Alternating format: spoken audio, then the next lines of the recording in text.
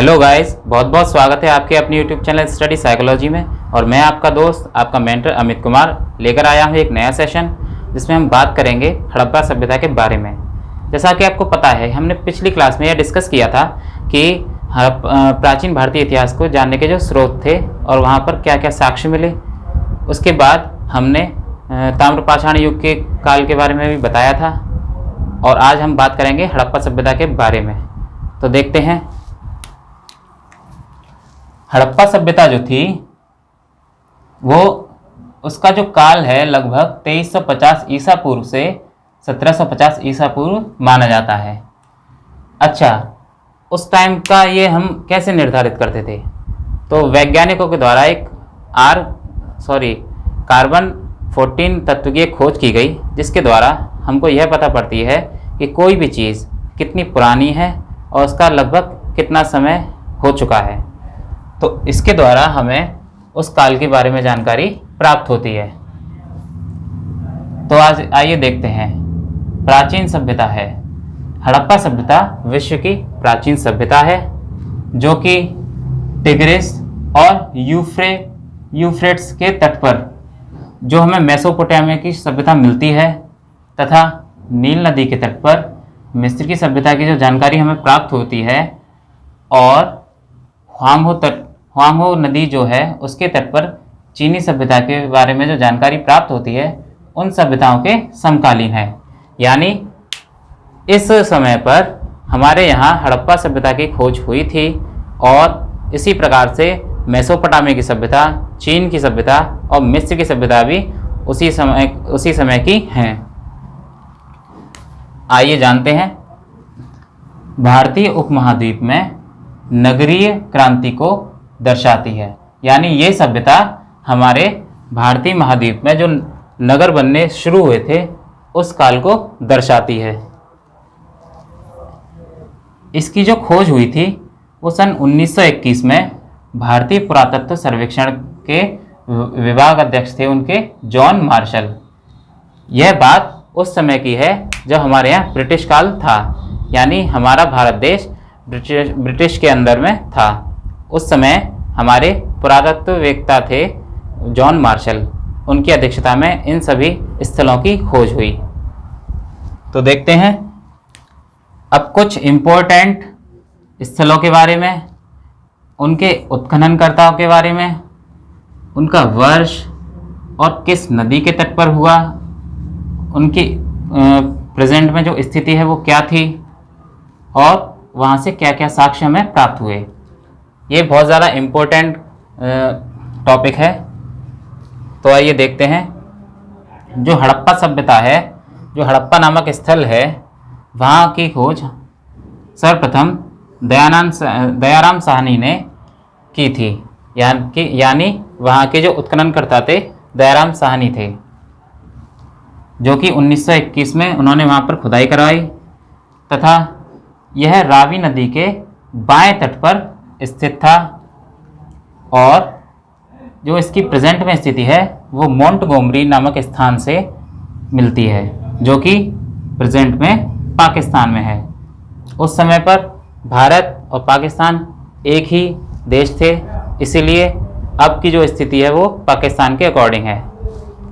तो देखते हैं वहाँ से हमें क्या क्या महत्वपूर्ण साक्ष्य मिलते हैं। सबसे पहला, मोहरों पर एक श्रृंगी पशु, यानी श्रृंगी पशु का मतलब एक सींग वाला जो पशु होता था वो वहाँ से मिला है। दूसरा, कांसे की इक्का गाड़ी, एक तरह से खिलौना। तीसरा, विशाल अन्नागार। अन्नागार उसे कहते हैं जहाँ पर अन्न रखा जाता था या अन्न की स्थिति को प्रकट करते थे।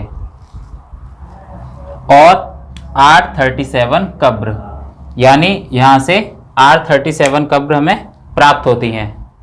दोस्तों, जैसा कि जितनी भी हमारी सभ्यताएं हैं, आपने देखा होगा या कभी पढ़ा भी होगा कि जो भी सभ्यता हमारी मिलती हैं वो किसी न किसी नदी के तट पर ही मिलती हैं। अदर जगह पर क्यों नहीं मिलती? क्योंकि उस समय हमारे यहाँ सबसे महत्वपूर्ण साधन पानी के उपलब्ध नहीं थे, जो कि प्राकृतिक रूप से ही हमारे नदी में ही मिलते थे। और इसलिए ज़्यादातर लोग जो है वो नदी के आसपास ही अपनी बस्तियां और नगर बसाया करते थे, जिससे उनको रोज़मर्रा के कामों में आसानी हो। इसलिए सभी सभ्यताएं हमारी नदियों के तट पर ही मिलती हैं। उससे अगला स्थान है मोहनजोदड़ो। मोहनजोदड़ो को हम मृतकों का टीला भी कहते हैं। कई बार पेपर में आया है कि मोहनजोदड़ो का अर्थ क्या है। तो इसके उत्खननकर्ता थे राखलदास बनर्जी, और इसकी खोज जो हुई थी या खुदाई हुई थी 1922 में हुई थी। इस स्थल की जो स्थिति है वो सिंधु नदी के दाहिने तट पर थी तथा स्थान मुख्य रूप से लड़काना था, जो कि प्रेजेंट में पाकिस्तान में है। अब देखते हैं यहाँ से क्या क्या साक्ष्य मिलते हैं। तो सबसे पहले 3 मुख वाले देव, यानी जिनको हम पशुपति कहते हैं, और नर्तकी की कांस्य मूर्ति मिलती है, और एक विशाल स्नानागार। स्नानागार का मतलब एक तरह से नहाने का स्थान। स्नानागार और अन्नागार में कन्फ्यूजन नहीं होना है। कई बार पेपरों में आ चुका है कि स्नानागार कहाँ से मिला है, तो वह मोहनजोदड़ो से, और अन्नागार कहाँ से प्राप्त हुआ है, तो हड़प्पा जगह से। उसके बाद अगला स्थल है चनहुदड़ो। चनहुदड़ो की जो उत्खनन करता थे वह थे NG मजूमदार, और इसकी जो वर्ष था 1931 में इसका उत्खनन हुआ था। इसकी जो स्थिति है वो सिंधु नदी के आसपास की है, और इसकी जो खोज हुई थी वो पाकिस्तान के सिंध प्रांत में हुई थी। अब देखते हैं यहाँ से हमें क्या क्या साक्ष्य देखने को मिलते हैं। तो मनके बनाने का कारखाना। मनके का मतलब होता है मोतियाँ, यानी मोती बनाने का कारखाना हमें वहाँ से प्राप्त हुआ है। अगला स्थल है कालीबंगा। कालीबंगा की जो खोज हुई थी उसके उत्खननकर्ता थे अमलानंद घोष, जो वर्ष 1953 में हुई थी, और यह घग्गर नदी के किनारे पर प्राप्त हुई थी, जिसको हम सरस्वती नदी भी कहते हैं। तथा इसका जो मुख्य स्थल था वह श्री गंगानगर था, जो कि प्रेजेंट में राजस्थान में है, हमारे भारत देश में है।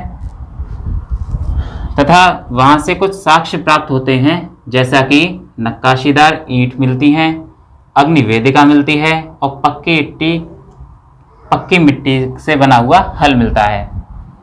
अग्निवेदिका से तात्पर्य हमारा है कि एक तरह से भट्टी, जहाँ से हमें ईंट बनाने की। अगला स्थल है रंगपुर। रंगपुर से हमें रंगनाथ राव जी ने इसकी उत्खनन करता थे, तथा इसका जो वर्ष था वह 1953 से 1954 था, और इसके आसपास की जो नदी थी उसका नाम मादर है, तथा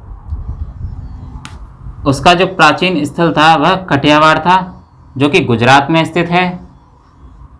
यहाँ से ही हमें धान की भूसी के साक्ष्य प्राप्त होते हैं, और गेहूं के भी साक्ष्य प्राप्त होते हैं।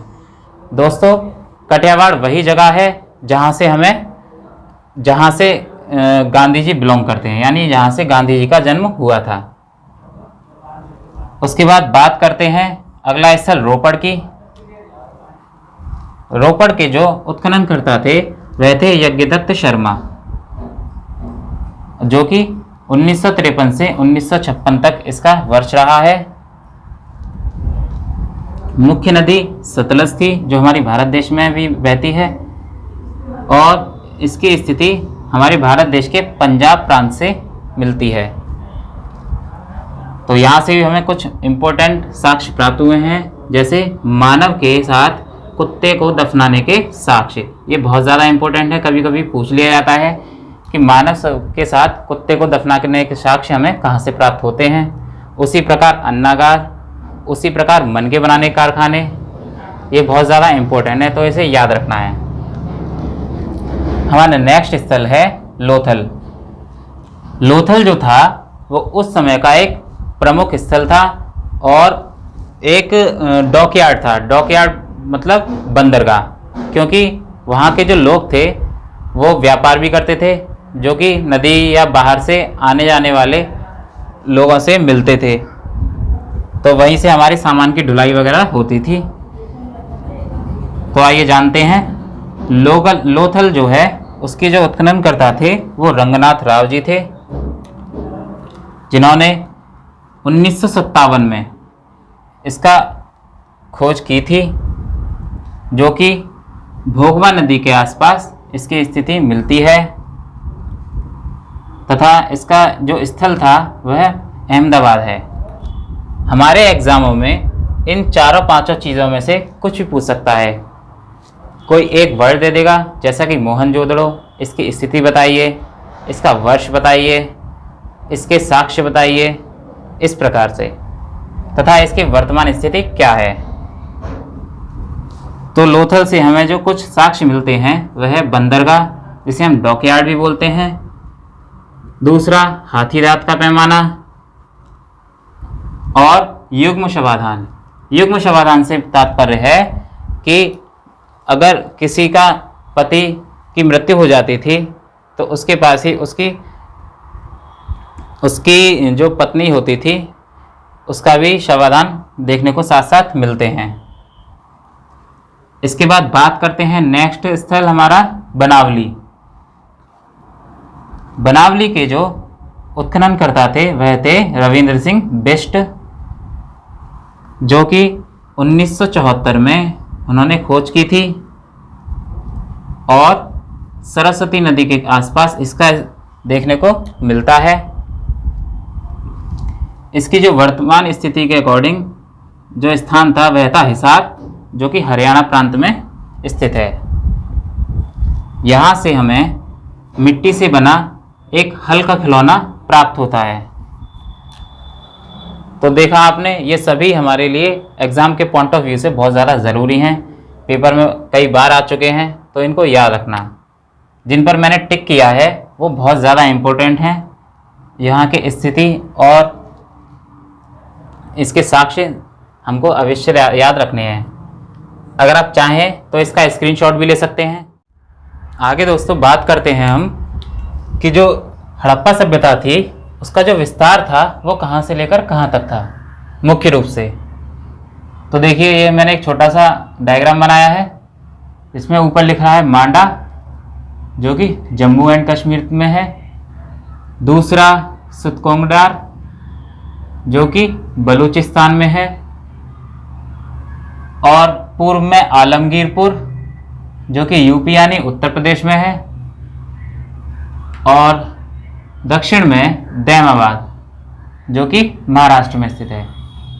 यानी इस सभ्यता की जो विस्तार था वो भारत देश में चारों दिशाओं में था, जिस प्रकार से मैंने अभी बताया।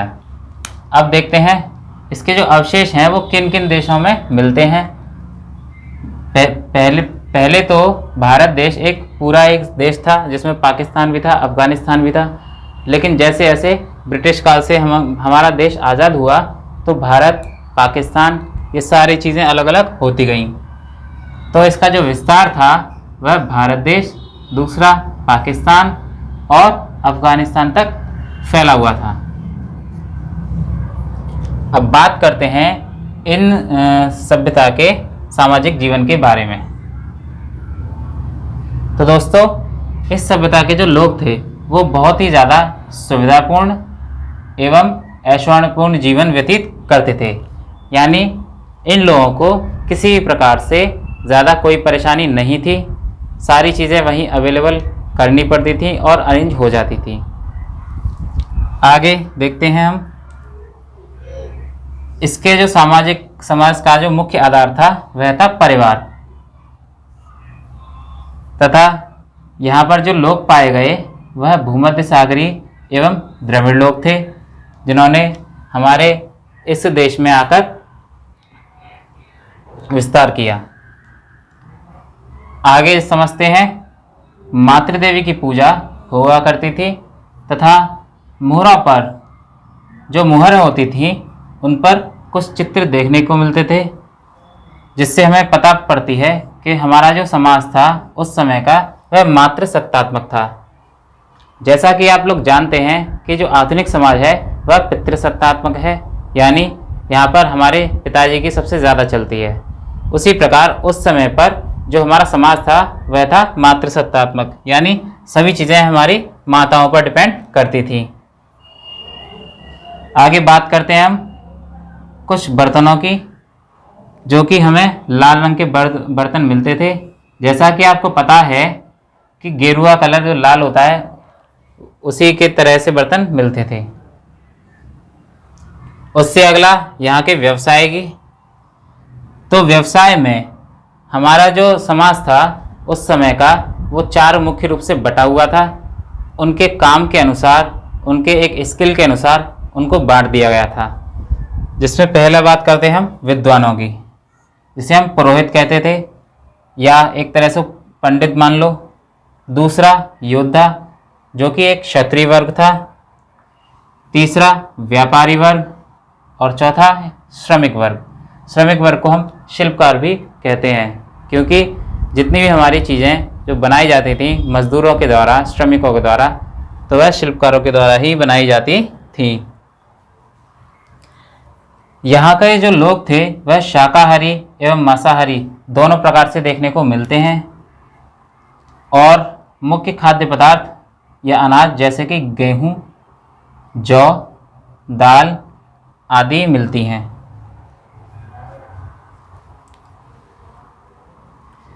यहाँ के जो लोग थे वह स्त्री और पुरुष दोनों ही बहुमूल्य आभूषण पहनते थे।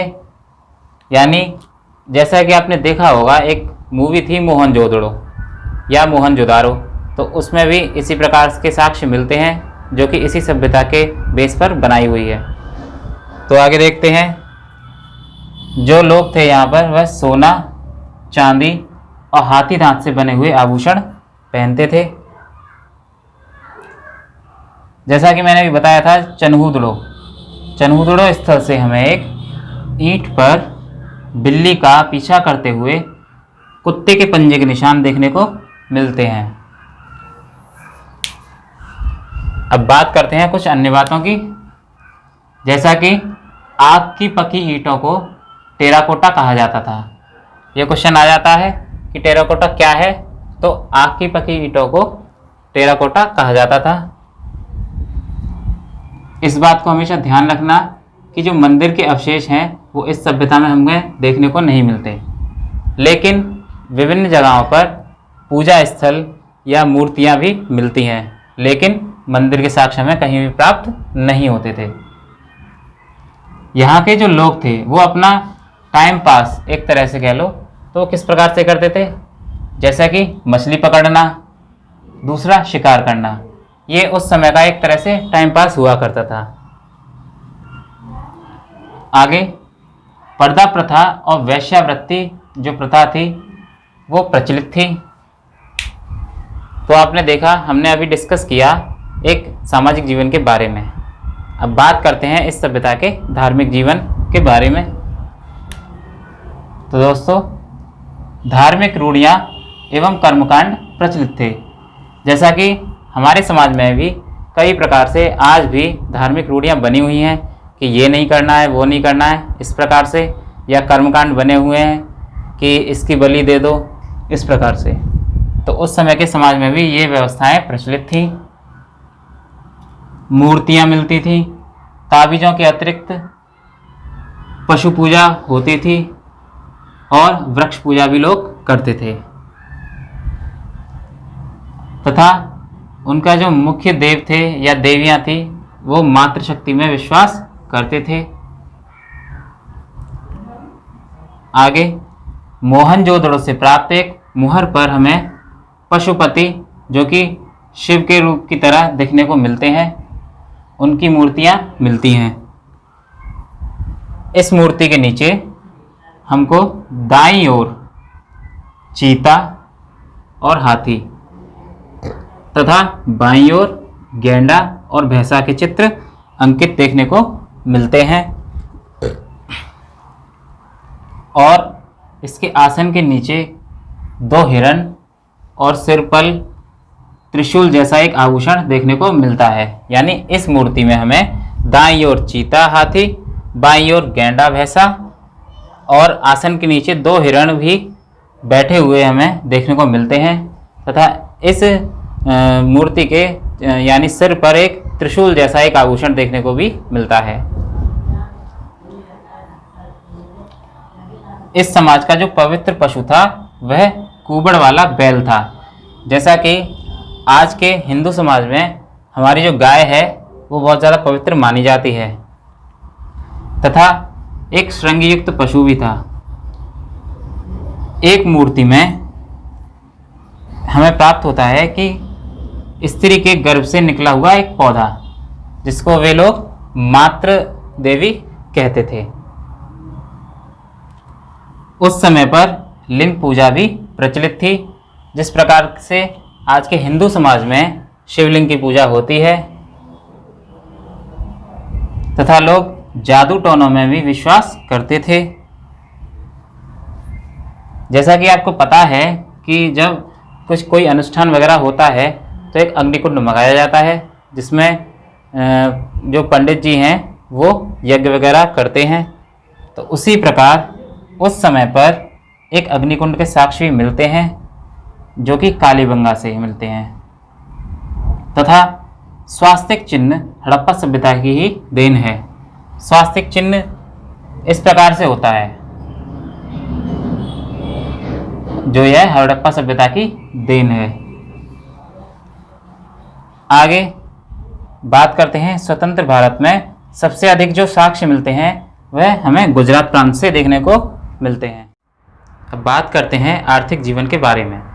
जैसा कि हड़प्पा कालीन जो युग था उसमें जो लोग थे वो किस प्रकार से काम धंधे करते थे, उनका व्यवसाय क्या था, उनके कृषि के क्या साक्ष्य मिले, इस प्रकार से हम उनके बारे में जानेंगे। तो आइए देखते हैं आर्थिक जीवन। अब तक की जो फसलें वहाँ पर उगी थी उनमें मुख्यतः गेहूँ, जौ, कपास, तरबूज आदि के साक्ष्य हमें प्राप्त हुए हैं। और वहाँ के जो लोग थे यानी कपास को वह सिंडन कहते थे। क्या कहते थे? सिंडन। यानी यूनानी लोग कपास को सिंडन कहते थे तथा हल के साक्ष्य भी वहाँ पर देखने को मिले हैं क्योंकि वहाँ की खुदाई जो होती थी वो मुख्य रूप से हल से होती थी।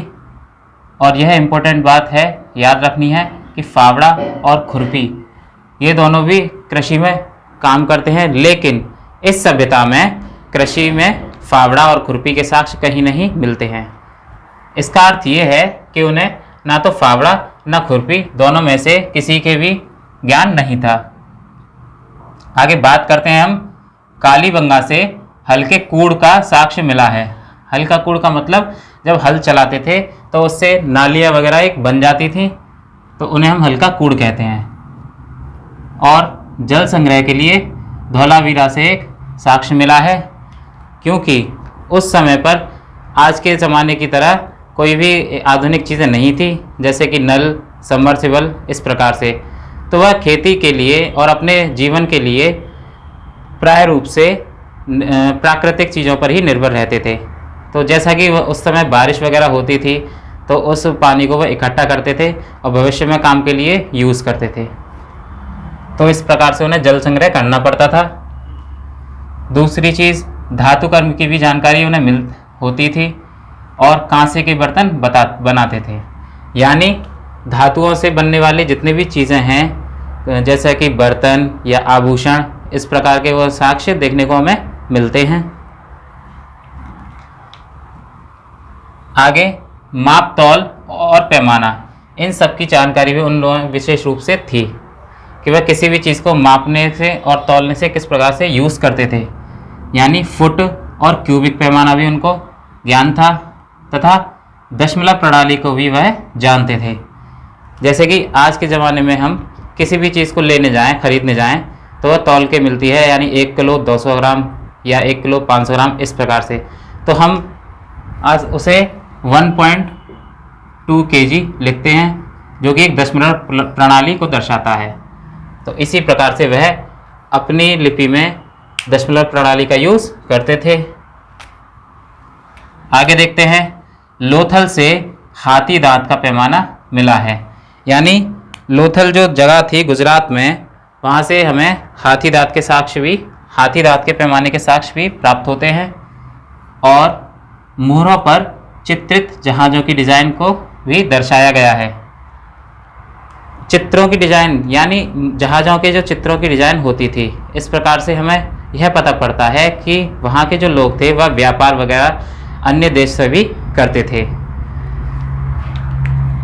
इसके बाद लोथल से ही हमें गोदीबाड़ा के भी साक्ष्य प्राप्त होते हैं। गोदीबाड़ा उसे कहते हैं जहाँ पर एक जितने भी जहाज़ हैं हमारे वहाँ ठहराव रखते हैं और वहाँ से हमारा चलन होता है।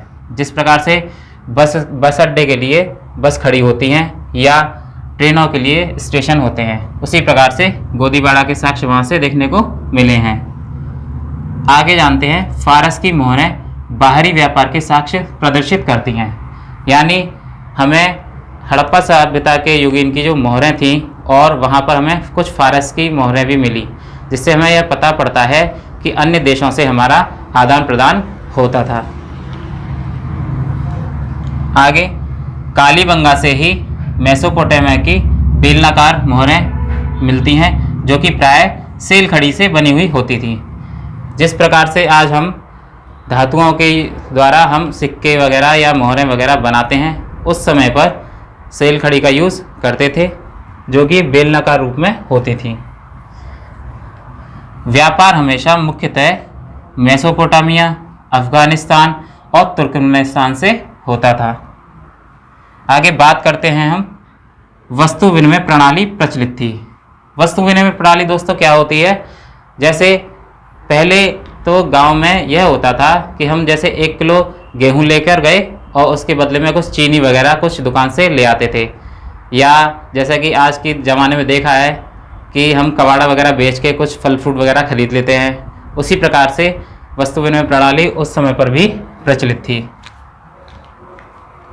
तथा राजस्थान का जो खेतड़ी प्रांत है, उससे हमें तांबा और तौल इकाई के 16 के अनुपात में तौल इकाई होती थी।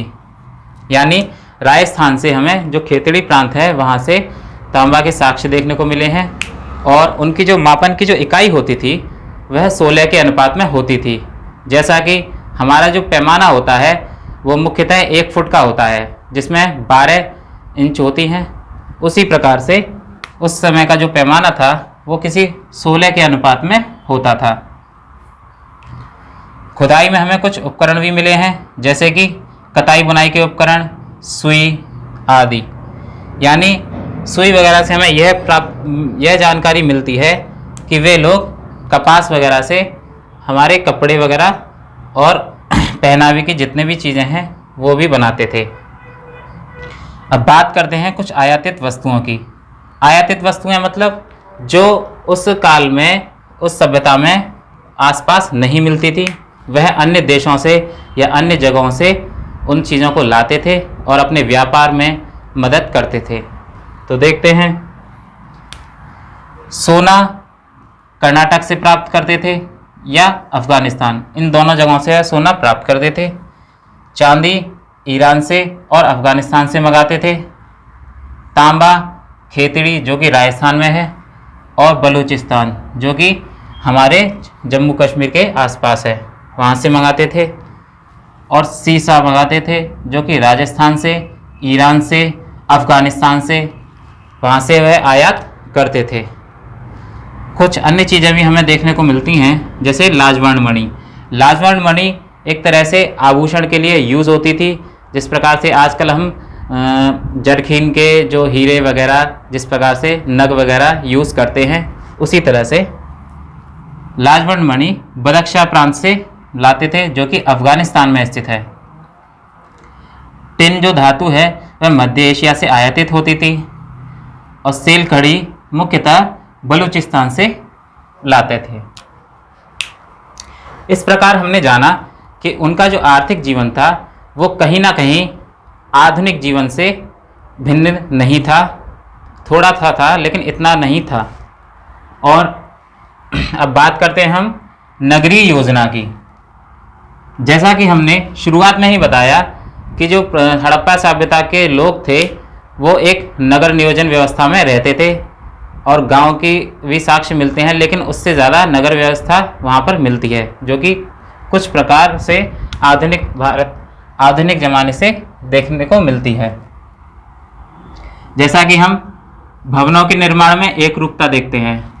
भवनों के निर्माण में एक रूपता से तात्पर्य है कि जिस प्रकार से आज के ज़माने में जो हमारे घर वगैरह होते हैं, किसी का ज़्यादा बड़ा है, किसी का ज़्यादा छोटा है, या ऊंचा है या नीचा है, उस प्रकार से होता है। लेकिन उस समय पर प्रत्येक घर समान आकार समान ऊंचाई के होते थे, यानी भवनों में एक रूपता होती थी। वहाँ की जो भवन व्यवस्था थी वो दो प्रकार से होती थी, पहला उच्च एवं दूसरा निम्न। तो उच्च में क्या क्या होता था? उच्च में दुर्गीकृत भवन देखने को मिलते हैं, जिसमें राजकीय इमारतें मुख्यतः होती थीं और खाद्य भंडार। क्योंकि उस समय पर ज़्यादा टेक्नोलॉजी नहीं थी, तो उस समय के जो लोग थे वह खाद्य भंडार अपने पास रखते थे, क्योंकि पता नहीं भविष्य में किस समय कौन सी चीज़ की ज़रूरत पड़ जाए। और निम्न में यानी निम्न स्तर पर छोटे भवन होते थे, जो प्राय जनता के लिए होते थे और जनता वहाँ पर निवास करती थी। जो भवनों के दरवाजे थे वो गलियों की तरफ यानी पीछे की ओर होते थे। जैसा कि कोई सड़क है हमारी, उसके आगे हमारा घर बना हुआ है, तो उसका जो दरवाज़ा होता था वो सड़क की तरफ ना होकर पीछे की ओर होता था और पीछे हमारी गलियां वगैरह मिलती थीं। तो इससे हमें ये पता पड़ता है कि प्राचीन सभ्यता में जो लोग थे वो बहुत ज़्यादा सुदृढ़ और व्यवस्थित तरीके से रहते थे, जिससे वहाँ पर किसी प्रकार की दुर्घटना आसानी से ना हो। आगे निकास प्रणाली पर बात करते हैं। पक्की तथा सड़कों के नीचे नालियाँ मिलती थीं। जैसा कि आज के ज़माने में हमारे यहाँ खुली नाली मिलती है या नाले मिलते हैं, बड़े बड़े गड्ढे मिलते हैं, तो उस समय पर पक्की नालियाँ होती थीं जो कि मुख्य रूप से ढकी हुई होती थीं और निकास प्रणाली पूर्ण रूप से अच्छी थी, जिससे हमें इसकी नगर नियोजन व्यवस्था से यह पता पड़ता है कि यह शहरीकरण को दर्शाती है, जो कि हमें मुख्य रूप से मिस्र की और मेसोपोटामिया की सभ्यता में देखने को बिल्कुल भी नहीं मिलता है। क्योंकि मिस्र एवं मेसोपोटामिया की जो सभ्यता थी वो नगरीय नहीं थी, बल्कि गांव की तरह थी। इसके बाद हम बात करते हैं लिपि और लेखन की। जैसा कि आपको बताया कि वहाँ के लोग या कहीं के भी लोग होते हैं तो आसपास में अपना जो आदान प्रदान करते हैं, आवाज़ों से समझते हैं कि हमें क्या चीज़ कैसे बात करनी है और हमें लिख के दर्शाते हैं। तो उसी प्रकार से वहाँ पर भी एक लिपि होती थी जो आज तक बिल्कुल भी नहीं पढ़ी गई है। तो लिपि में क्या क्या होता था देखते हैं। लिपि की जानकारी हमें मुख्य रूप से मोहरों से मिलती है। मोहरों पर क्या होता था कि चित्रात्मक मतलब जैसे आज के ज़माने में हम किसी भी तरह को चीज़ को लिखते हैं तो अंक प्रदर्शित करते हैं। जैसे इंग्लिश में ए होता है, बी होता है, अल्फ़ाबेटिकल ऑर्डर, और हिंदी में वर्णमाला होती है आ या बड़ा आ, इस प्रकार से। तो उस समय पर इस प्रकार के कोई शब्द नहीं थे, बल्कि चित्रात्मक रूप से अपनी लिपि का ज्ञान कराते हैं। तथा कुछ मुख्य चिन्ह होते थे जिनकी संख्या 65 है। 65 हमारे मूल चिन्ह होते थे और 250 से 400 लगभग चित्राक्षर होते थे। इस प्रकार की जो लिपि होती थी, चित्राक्षर की जो लिपि है उसे पिक्टोग्राफी बोलते थे। इस बात को ध्यान रखना, कभी कभी क्वेश्चन आ जाता है कि पिक्टोग्राफी किसे कहते हैं। तो चित्राक्षर जो लिपि होती है उसे हम पिक्टोग्राफी कहते हैं। इनका जो अंकन होता था, यानी इनका जो लिखने का जो साक्ष्य मिले हैं वो सेल कड़ी की मोहरों पर मिलते हैं, जो प्राय आयताकार आकार में होती थी। और यह बात ध्यान रखने योग्य है कि इनकी जो लिपि है वो मुख्यतः दाईं से बाईं ओर होती थी। जैसा कि इंग्लिश और हिंदी में बाईं से दाईं ओर लिखते हैं हम, और उर्दू में, और इसी प्रकार से उनकी जो लिपि होती थी वो दाएं से बाईं ओर होती थी। इस लिपि को हम दूसरे शब्दों में वेस्ट्रोफेडन कहते हैं। याद रखना है कि वेस्ट्रोफेडन क्या होता है, कि चित्रात्मक जो लिपि होती है उसे हम वेस्ट्रोफेडन कहते हैं। इन लिपियों में हमें कुछ अक्षर या कुछ चिन्ह मुख्य रूप से अधिकतर रूप में मिलते हैं, जैसा कि एक यू आकार। एक यू आकार का एक अक्षर होता था जिससे हमें वो सबसे ज़्यादा इसको यूज़ करते थे, तथा मछली का जैसा चिन्ह सर्वाधिक रूप से प्रयोग करते थे। और इस प्रकार की जो लिपि है वो सबसे प्राचीन 1853 ईस्वी में मिली है हमको, जो कि आज तक बिल्कुल भी पढ़ी नहीं जा सकी है। तो देखा आपने, हमने अभी डिस्कस किया कि लिपि के बारे में। ये सारी बातें हमें याद रखने योग्य हैं, इनको समय पर रिकॉल करना और पढ़ना आपका ज़रूरी है। अब बात करते हैं हम कुछ पतन के कारणों की, कि इस व्यवस्था का, इस सभ्यता का किस प्रकार से लोप हो गया। जो इस सभ्यता का जो लोप हुआ वो लगभग 1800 ईसा पूर्व हो चुका था। हड़प्पा सभ्यता पूरी तरह से बिखर गई। तो इसके कुछ प्रमुख कारण हैं जो अनेक विद्वानों ने अपने अपने मतानुसार बताए हैं, क्योंकि किसी को एग्जैक्ट तो पता नहीं कि वह किस प्रकार से लोप हो गया उस सभ्यता का।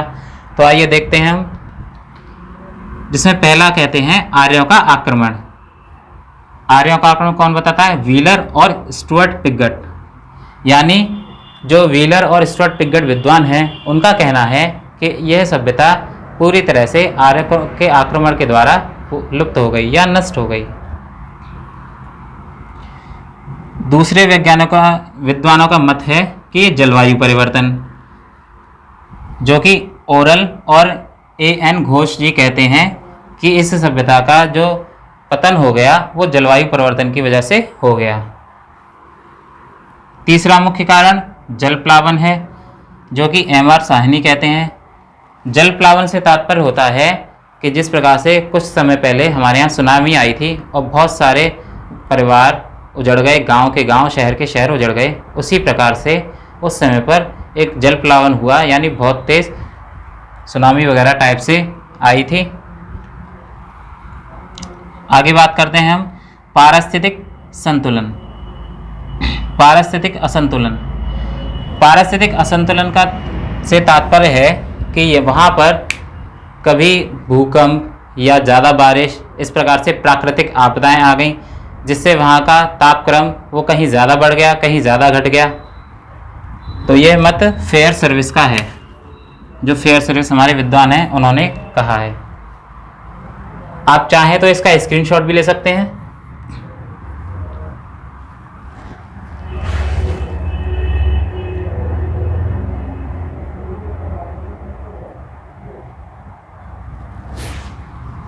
आपने स्क्रीनशॉट ले लिया होगा। तो इस प्रकार से हमारा यह टॉपिक आज समाप्त होता है। जैसा कि हड़प्पा सभ्यता, इस प्रकार से हमने सारी चीज़ें हमने सीखने को मिली।